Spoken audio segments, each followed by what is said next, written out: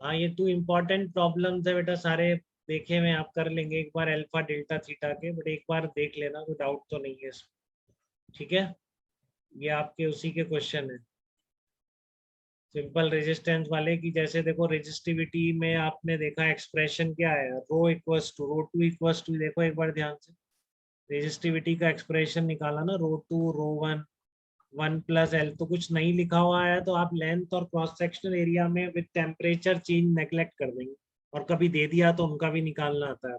ठीक है, तो इसलिए फिर ये रेजिस्टेंस में भी वैलिड हो जाता है। कब? जब आपके लेंथ और एरिया और क्रॉस सेक्शन बिल्कुल चेंज नहीं हो रहे हैं, नेग्लेजिबल है कि उनका तो और कम होता है ना 10⁻⁻⁶। ठीक है ना, तो वो अगर आप कम नेग्लेक्ट कर रहे हैं तो R2 आप डायरेक्टली ये भी लिख सकते हैं, केवल रेजिस्टिविटी नहीं R2 में भी वैलिड हो जाएगा। ठीक है ना, R2 equal to L by A से मल्टीप्लाई कर दो दोनों तरफ, आता हो गया R2 इक्वल टू R1 1+अल्फा डेल्टा थीटा। ठीक है, तो ध्यान रखेंगे क्वेश्चन आपको यही सिखा रहे हैं कि रेजिस्टेंस में भी अप्लाई कर दो आप उसको, जो आपने रेजिस्टिविटी में कराया। ठीक है, ये वाला आर्टिकल देखेंगे सब, रेजिस्टेंस बाय इंटीग्रेशन। तो ये काफी आसान है, सीरीज पैरेलल पहचानना है, आप कैपेसिटर में अप्लाई कर चुके हैं तो चीजें डिफिकल्ट नहीं होनी चाहिए। जैसे कि मान लो इनर और आउटर के बीच इस तरह से रेडियल डायरेक्शन में करंट फ्लो हो रहा है, अंदर आपने हाई पोटेंशियल है, बाहर लो पोटेंशियल है। ठीक है, तो आपको इस रेडियल डायरेक्शन में फ्लो का रेजिस्टेंस निकालना।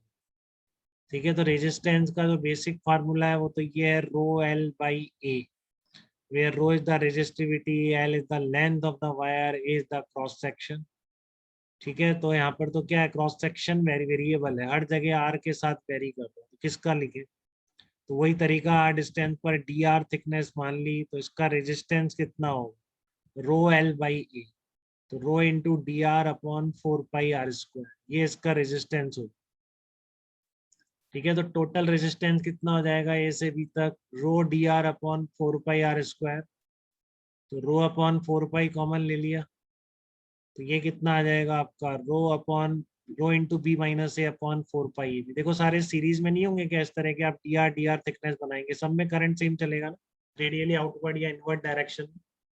तो इसलिए आप क्या करा है, आपने सबको डायरेक्टली सीरीज कॉम्बिनेशन मानते हुए इंटीग्रेशन डी आर कर दिया। ये बहुत इंपॉर्टेंट है, सेम हमने वहां किया था थर्मल कंडक्शन।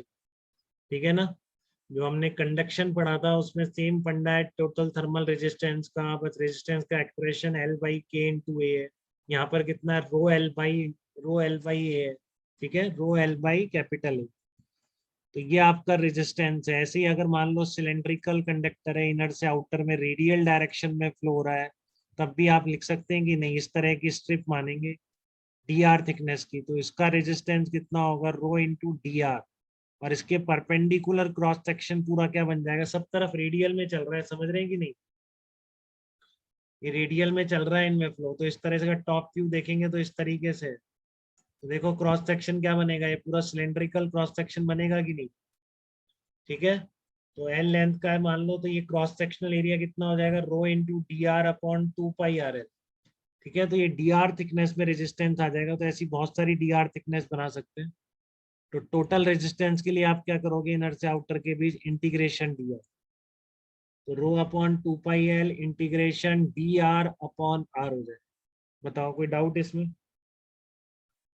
No sir. तो आपका स्मॉल रेजिस्टेंस कितना है, rho upon 2πl D R upon R, तो एक ही कहाँ से कहाँ तक वैल्यू वेरी कर रही है इसकी, जिससे सारे के सारे ऐसे डी आर थिकनेस के स्ट्रिप्स कवर हो जाए आपके, ए से लेकर बी तक वेरी कर रहे हैं, बताओ। इनर रेडियस ए से आउटर रेडियस हाँ बी सर। तक वेरी कर रहे हैं, तो ए से बी तक इंटीग्रेट कर देंगे, तो rho upon 2πl ln b by A निकल गया। ठीक है, यस सर। तो इस तरह से स्पेरिकल और सिलेंड्रिकल में आप रेजिस्टेंस निकाल सकते हैं। ठीक है,